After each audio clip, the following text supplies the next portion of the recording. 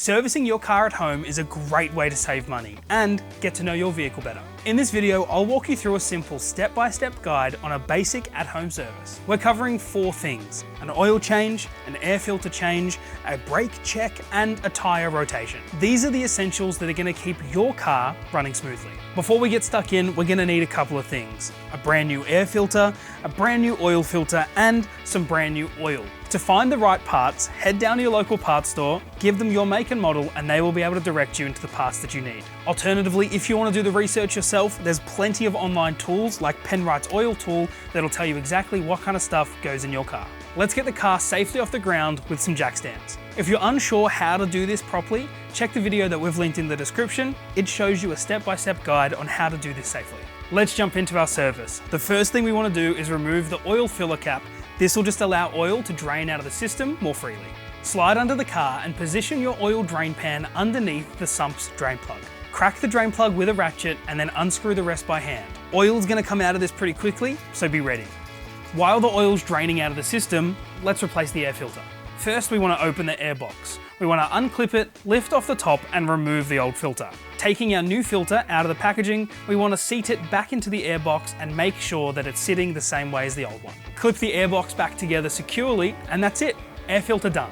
Some vehicles will have a cabin filter as well. These are generally found behind the glove box. Pull the old filter out, replace it with a new one, as simple as that. Now that our air filter is taken care of, let's finish the oil change. Use oil filter pliers to remove the old oil filter. If your car has a cartridge filter, like this one, undo the housing and remove the old filter.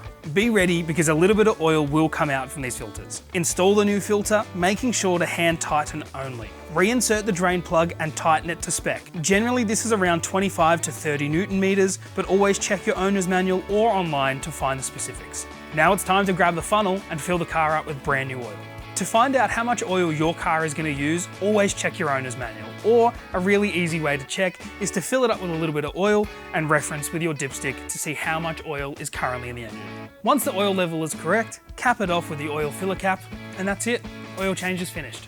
While the car's up on jack stands, this is the perfect opportunity for us to do a brake and tyre inspection. We want to remove each wheel and look for damage like nails, screws, or any cracks or imperfections in the sidewalls. We want to go around the tyre, checking the tread for depth and wear. Uneven wear could mean that it's time for a wheel alignment. Now with the tyres inspected, it's time for a rotation.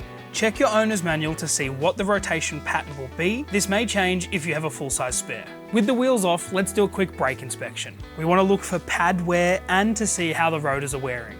This will only work for disc brake setups, as drum brakes will be fully enclosed. Use a brake pad thickness gauge. If the pads are worn down, you'll want to look at replacing them soon. Now that we're happy with our brakes, it's time to put the wheels back on, take the car off the jack stands, and start the engine. Let the engine idle until it reaches normal operating temperature. This is generally when the temperature needle is in the middle of the gauge. Turn the car off and recheck your dipstick. The oil should be between the min and max lines on the dipstick. And that's it. You've just done a basic at-home service. You've saved some money and you've learned a little bit about your car in the process. If you've got any questions about servicing your car at home, drop them in the comments below.